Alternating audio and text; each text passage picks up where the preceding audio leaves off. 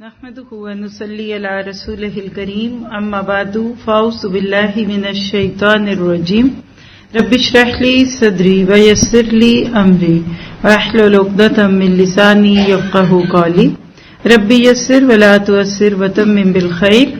اللہ تعالیٰ کی توفیق سے ہم دورہ قرآن 2023 میں آج کنٹینیو کریں گے سورۃ توبہ کی آیت نمبر 60 کو۔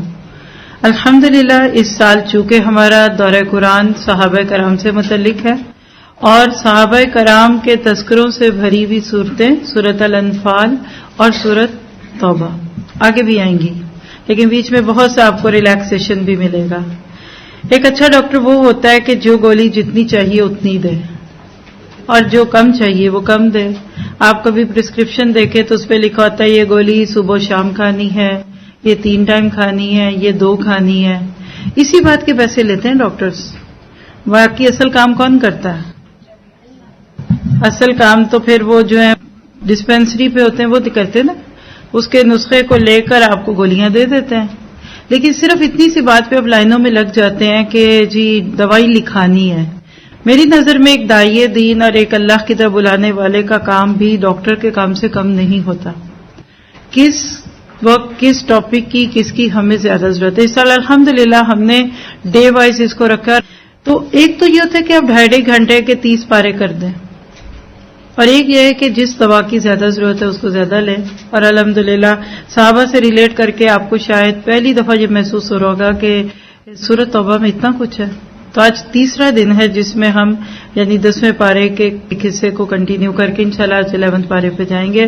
آئیے دعا کرتے ہیں کہ ہماری بھی ایمانی صحت ہو جائے۔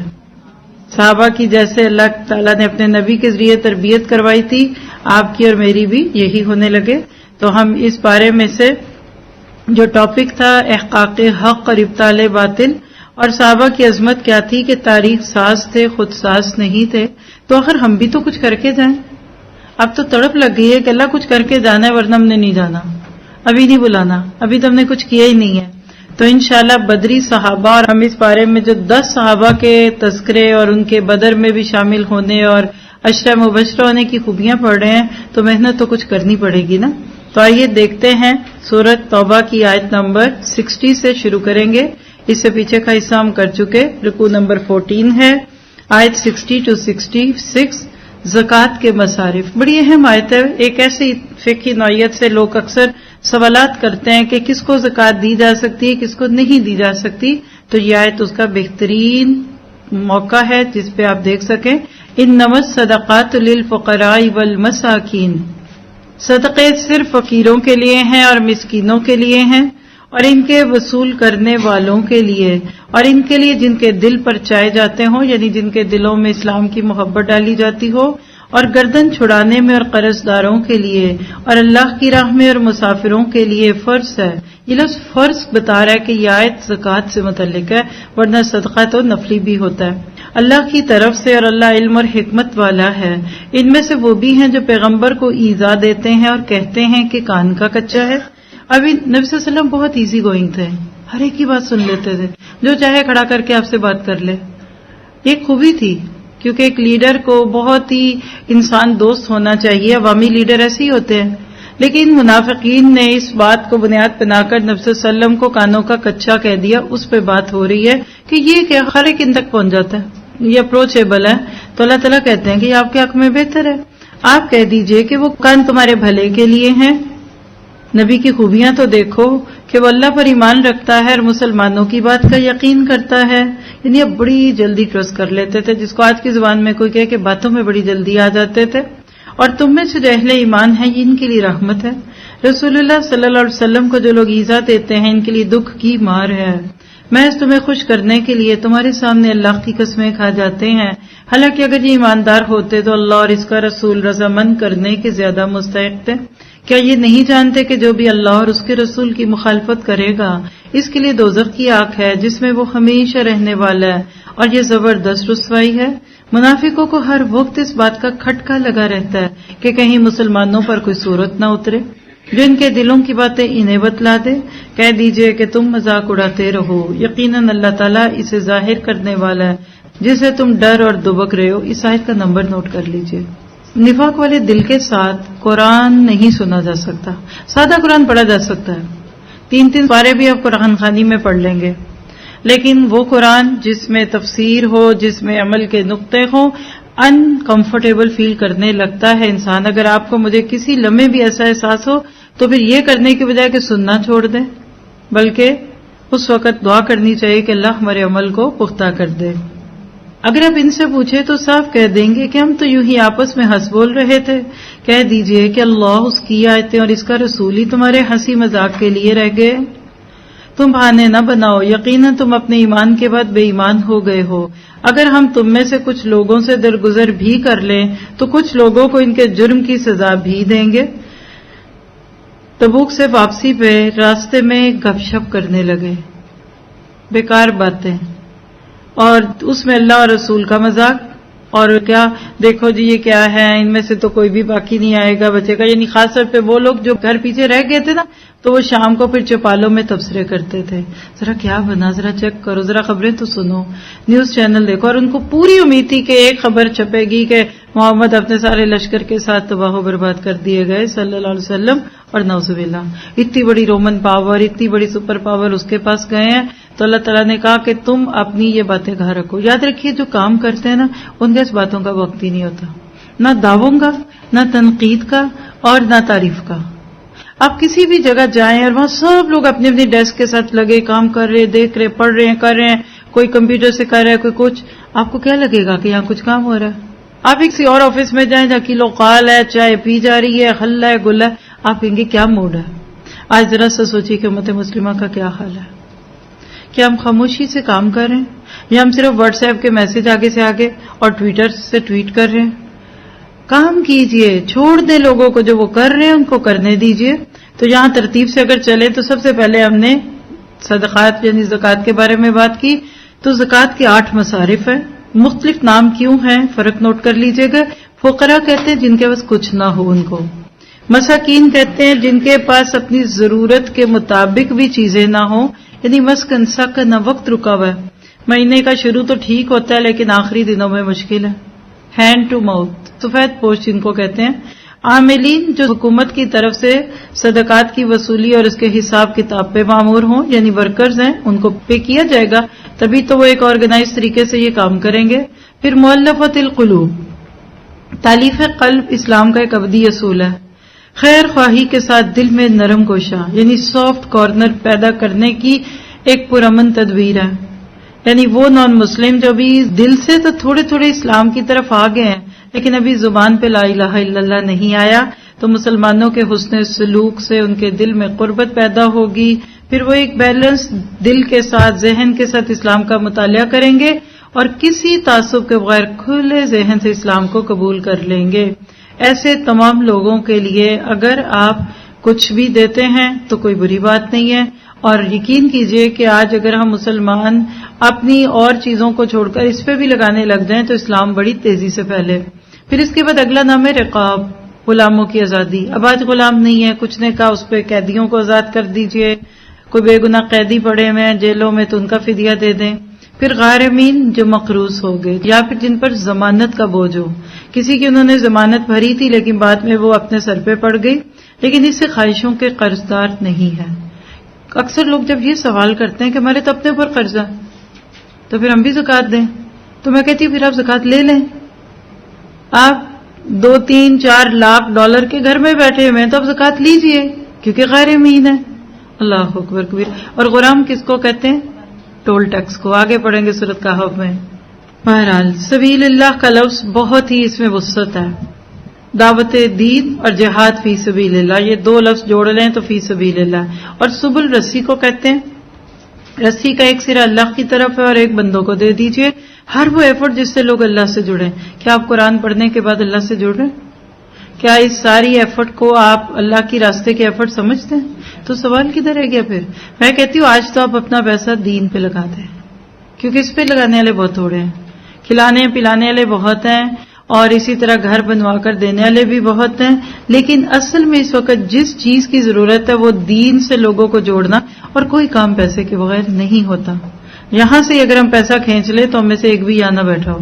تو ظاہر ہے ہماری کوششیں، ہمارے وقت اس سب میں مدد کرتے ہیں کہ باوجود مال کے ساتھ بھی ایسی چیزوں کی ضرورت ہوتی ہے، جگہیں چاہیے ہوتی ہیں، ایفرٹس چاہیے ہوتی ہیں. اب اس وقت دیکھیے کہ ڈفرینٹ جگہوں پہ ہمارے چھوٹے بڑے اسکول ہیں. یقین کریں کہ ایسی جگہ بھی ہے کہ جہاں وہ بجلی کا بل بھی نہیں پورا دے پاتے. کیا ہم میں سے کوئی پورے سال کا بجلی کا بل نہیں دے سکتا؟ کوئی وہاں کے کسی گیس کی بل کا نہیں دے سکتا؟ کوئی ضروری تو نہیں کوئی بہت کرے. کئی جگہیں جو رینٹڈ ہیں، ہر مہینے کا رینٹ میری طرف سے، کیا بڑی بات ہے، ہمیں تو یاد بھی نہیں رہے گا. اور خاص طور پہ باہر کے ملکوں میں تو آٹومیشن پہ لگا دیتے ہیں. تو ضرورت ہے اس بات کی کہ اس وقت وہ کام کیا جائے جس کی اس وقت ضروری ہے. اور یاد رکھیے کہ یہ بانٹ اس وقت ہوگی جب ملک میں واقعی اسلام کو ڈومیننسی ملے گی. آج ہی جو ہم اپنی زکاتیں اپنی ماسیوں کو بانٹتے ہیں نا، یہ درست نہیں ہے. اوپر سے ان کو جو کھلاتے پلاتے دیتے لیتے کپڑے لتے، پیچھے پتہ چلتا ہے یہ زکات کے ہے. وہ بھی خوش رہتی ہیں کہ چلو باجی بھی ہمیں دیتی رہتی ہے. زکات اصل میں ایک کامن فیکٹر تھا، بیت المال میں سب ڈالتے تھے، وہاں سے جاتا ہے. یہی اصول آج بھی کسی بھی ایک کامیاب انسٹیٹیوٹ کا ہوگا کہ آپ مین چیز کے ساتھ جوڑ کر ہر چیز پہلے اس میں ڈالیں، پھر وہاں سے نکلیں. جواب دہی کا احساس انسان کو سیدھا کر دیتا ہے. ہر آنے والے دور کے لوگوں میں آپ جیسا ایمان نہیں ہوگا، آپ جیسا تقویٰ نہیں ہوگا. تو ہر انکم اور ایکسپینس نوٹ ہو اور جہاں پھر جس کی ضرورت ہے اس کو دیا جائے. ورنہ تو آپ کو پتہ نہیں ہے کہ ایک بوتل کی جگہ 6 بوتلیں کھلتی ہیں اور لکھ دیا جاتا ہے مہمانوں کو پلایا تھا. پھر کیا کریں گے؟ 2 مہمان آتے ہیں، آپ 10 کا کھانا بازار سے منگا لیں، خرچے میں ڈال دیجئے، مہمانوں کو کھانا کھلایا تھا. یہ تقویٰ کے بغیر نہیں ہوتا. لہذا اپنے ہر انسٹیٹیوٹ، ہر ادارے، ہر مسجد اور ہر ایسی جگہ جہاں بھی کوئی اجتماعی چیز ہے اس کو مین سے جوڑیے. فرینچائزیشن اسی کو کہتے ہیں. کوالٹی کنٹرول بھی رہتا ہے اور آپ کے اوپر لائبلٹی نہیں آتی. آپ کو جو چاہیے ان سے پوچھیے، ان کو بتائیے. کوئی آپ نے اپنی ذات پہ تو لگانا نہیں ہے.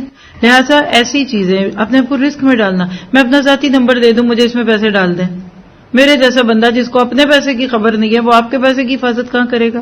کل میں مر گئی، وہ میرا ورثہ بن کر سارے بانٹ دیں گے. کس کو پتا تھا کل آیا اور آپ نے تو سارا لکھا ہے، لیکن آپ کے لکھنے سے پہلے موت آ گئی تو اس کا کیا ہوگا؟ اب آپ کو ہمیشہ منی فری رکھیے.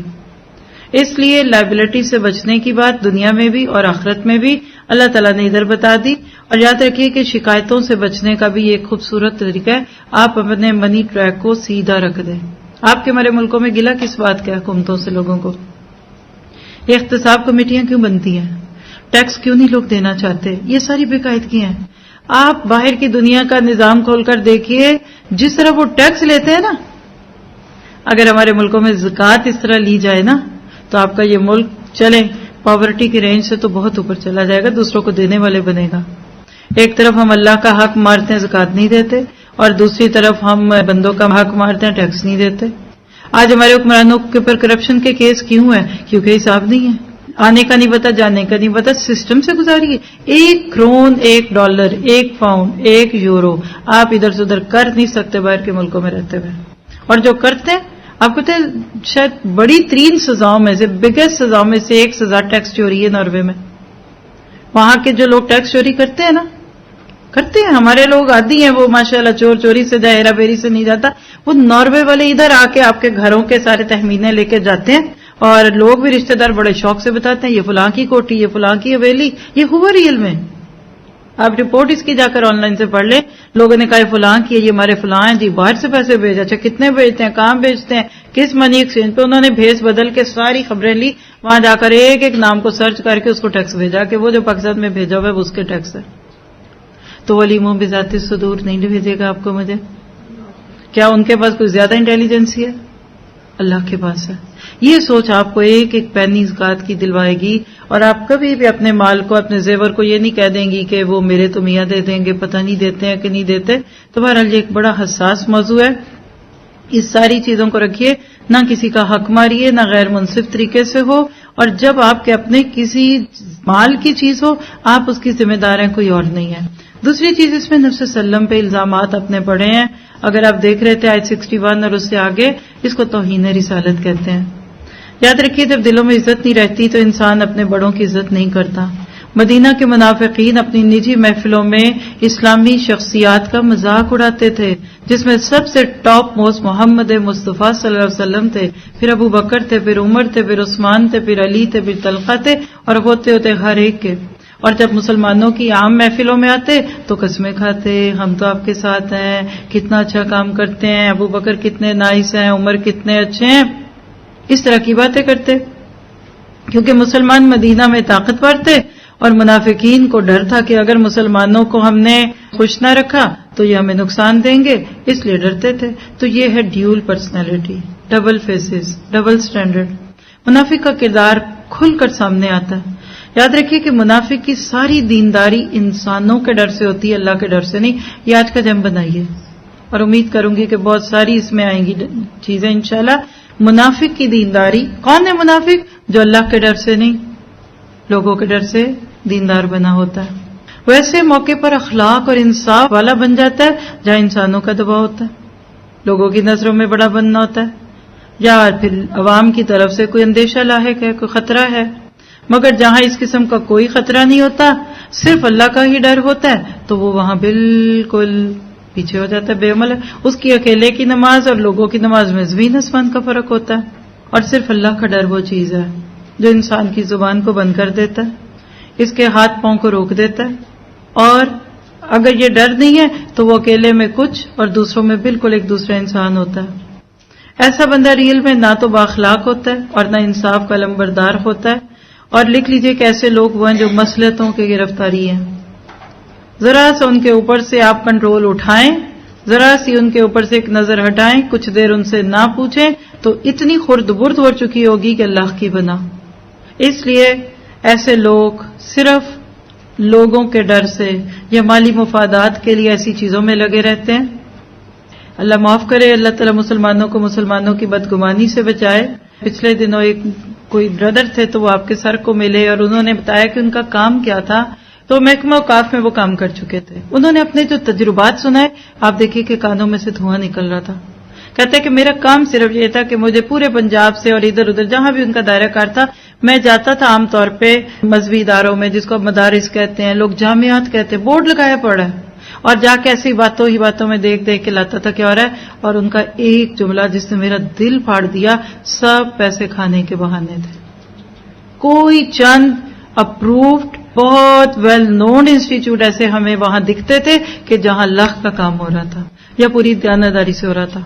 اکثر ڈونیشن لینے، چندے لینے، اور وہی بات ہے کہ میری مرضی، چابیاں میرے پاس ہے، اٹھائی جائیں گی نہیں، چابیاں نہیں میں نے چھوڑنی، گلے کی چابی میری، اکاؤنٹ میرے نام پہ، پیسے میرے پاس آئیں گے، میرے آئیں گے. انہوں نے کہا آپ کو ہم کیا بتائیں کہ ہم نے کیسے کیسے اداروں سے یہ خیانتیں پکڑی. میں نے کہا ایسا کیوں ہوتا ہے؟ جب میں نے پوچھا تو ان کا بنانے والے بڑی اچھی نیتوں سے بنا کے جاتے ہیں، اسٹیبلشمنٹ بہت اچھی تھی، لیکن جن لوگوں کے بعد آگے سے آگے آیا ان کے پاس وہ تربیت نہیں، وہ خدا خوفی نہیں ہے. اس سے تم اتنا ڈر جاتی، میرا کرتا ہے سب ادارے بند کر کے بس کمرے میں بیٹھ جاؤ، پر وہ بھی نہیں کر سکتے. صرف ایک ہی سوچ، ایک سر پہ ڈنڈا آپ رکھ سکتے ہیں اپنے ایسے سب لوگوں پہ، اور وہ تقویٰ ہے، اللہ کا خوف. جواب دہی کا ایسا، یہاں نہیں پکڑے جاؤ گے وہاں پکڑے جاؤ گے، اور برکت ہی چلی جاتی ہے. لکھ کے رکھ لیں، ہر اس چیز سے ایسے برکت اٹھے گی کہ اللہ کی.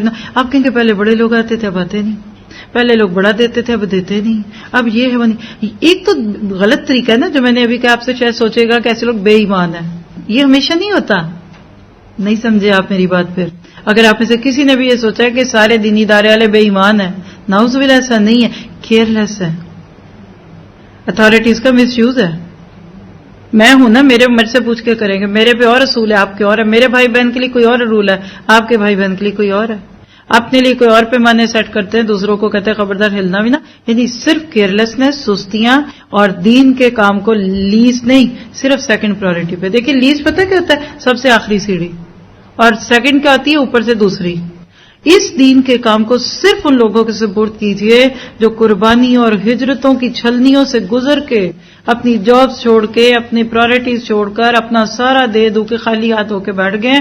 اب اللہ کہتا ہے تمہارے پاس کچھ نہیں رہا، اب میرا سارا تمہارا ہے. اس کے علاوہ صرف پارٹ ٹائمر اور صرف منی کے ساتھ دوسری چیزوں میں، اپنے کاموں میں، اور ادھر بھی اور ادھر بھی، ایسے لوگوں سے دوسرے کام لیجئے، لیکن ان کو کبھی ذمہ دار نہ بنائیے، ورنہ کل ہو سکتا ہے آپ پکڑے جائیں.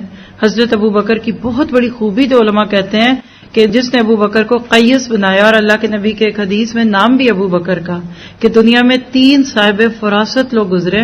مراد ہے کہ جنہوں نے کوئی ایک اچھا فیصلہ کیا، ان میں ایک ابو بکر تھے، کیونکہ انہوں نے عمر کو نامینیٹ کیا تھا.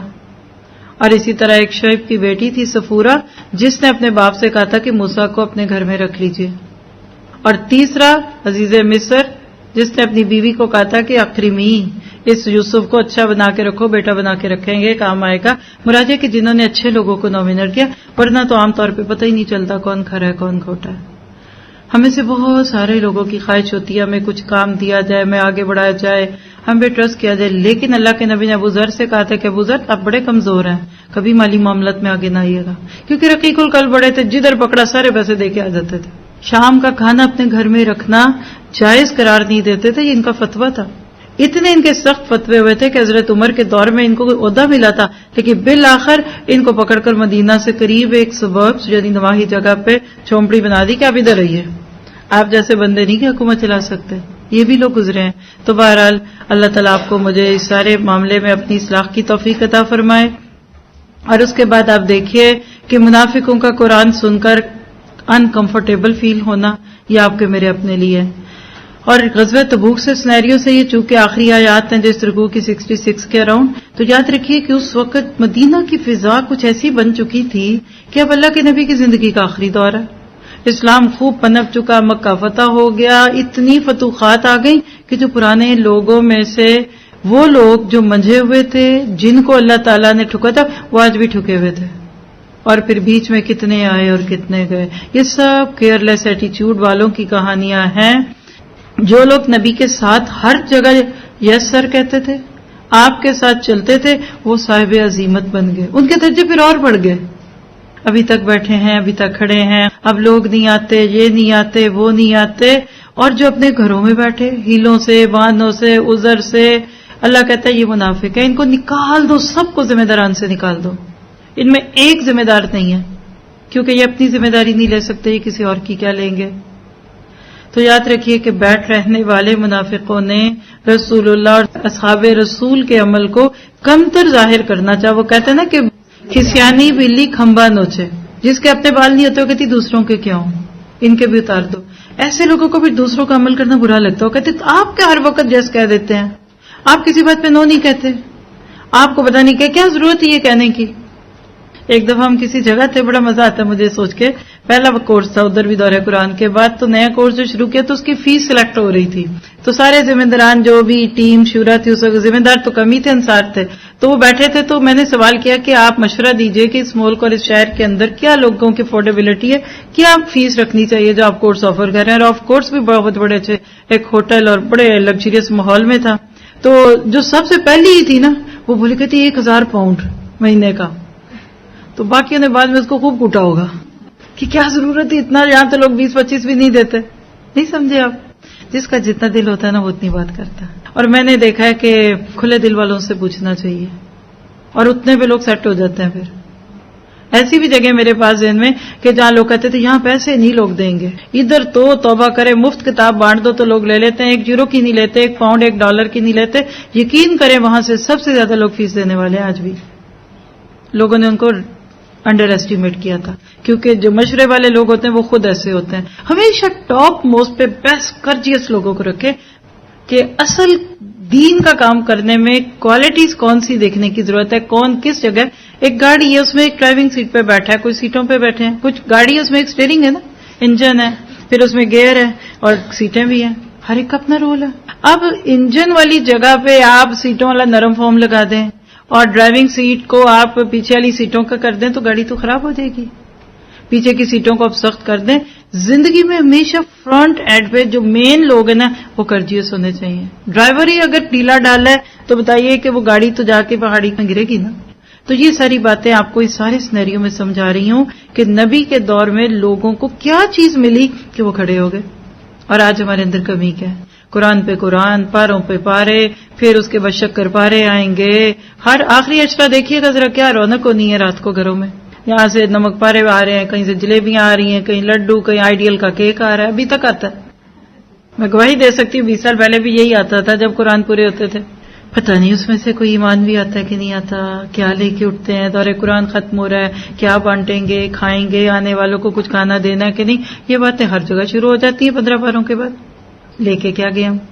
کئی لوگ صرف شکر پارے ہی لے جائیں گے اور کچھ اور کچھ اور. یاد رکھیے قرآن پڑھنا اور پڑھانا کوئی چھوٹی بات نہیں. وما ہوا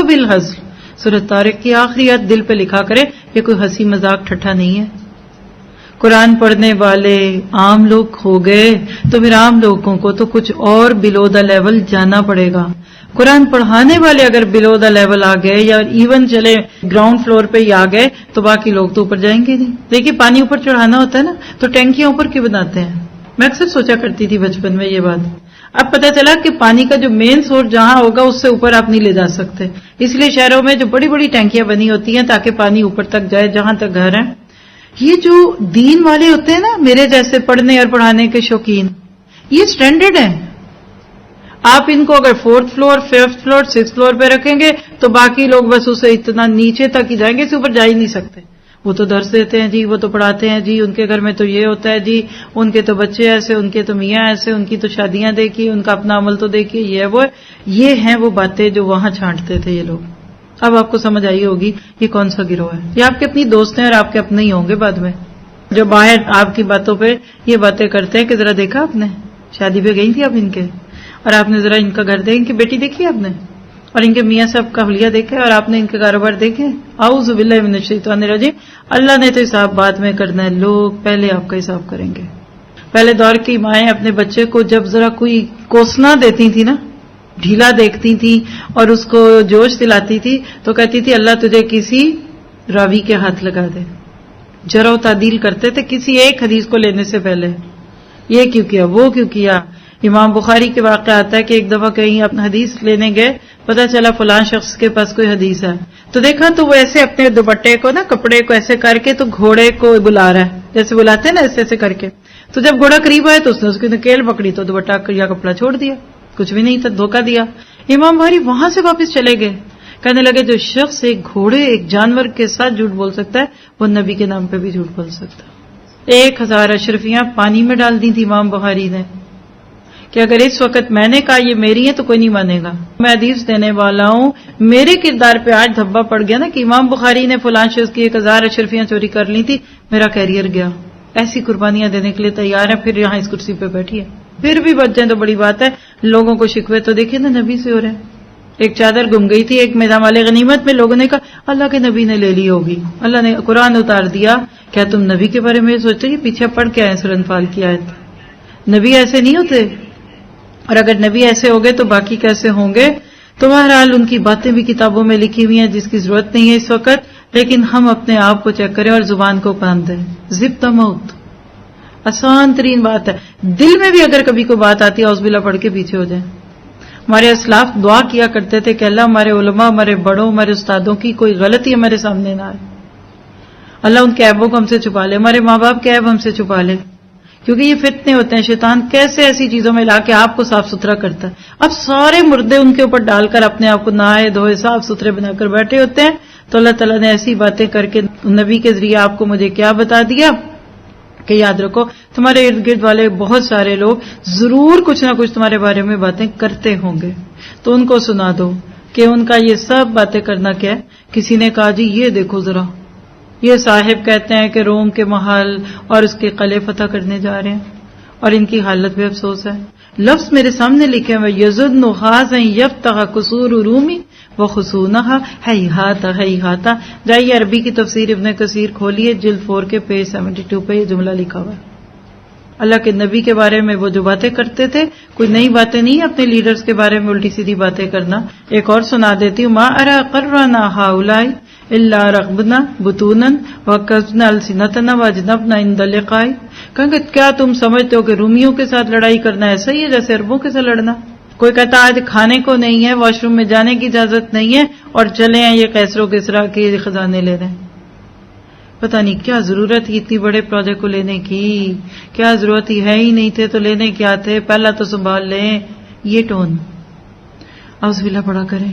اور جب پوچھا یہ کیا باتیں ہو رہی تھی ادھر، اور ریل میں ہوا تبوک کے سفر کے آنے جانے میں ایسے واقعات ہوئے تو انما كنا نخوض ونلعب، نہیں ہم تو بس کھیل رہے تھے، وقت گزارے تھے. آپ کہتے پھر سفر بھی تو ایسے نہیں کٹتا نا. اللہ کہتا ہے تمہیں اللہ اور رسول ہی ملا ہنسی مذاق اڑانے کے لیے. تو یاد رکھیے کہ اللہ اور رسول کی بات ہمیشہ کسی آدمی کی زبان سے بلند ہوتی ہے اور وہاں سے پھر جوتے ہوتے عام پبلک تک چلی جاتی ہے. اگر قریب والے بات نہ کریں تو دور والوں کو ضرورت نہیں ہوتی بات کرنے کی. تو اللہ تعالیٰ میں نفاق اور ارتداد کی یہ ساری باتوں سے بچائے. تو آپ کے میرے لیے اس سارے میں سے جو عمل کی باتیں ہیں وہ نوٹ کر لیتے ہیں. اس میں جتنی عمل کی باتیں ہیں یہ اللہ کو راضی کرنے والی باتیں ہیں اور اللہ کی ناراضگی والی باتیں ہیں. یہ نفاق علی ہم نے نہیں کرنی. پھر اللہ کی راہ میں خرچ کرنا ہے, ایمان والوں کے لیے باعث رحمت بننا ہے, ایمان والوں پر اعتماد کرنا ہے, دوسروں کو راضی کرنے کے لیے قسمیں نہیں کھانی, اور نبی کریم صلی اللہ علیہ وسلم کے بارے میں نازیبا باتیں نہیں کرنی, اور اللہ اور رسول کو راضی کرنا اپنی زندگی کا مشن بنانا ہے.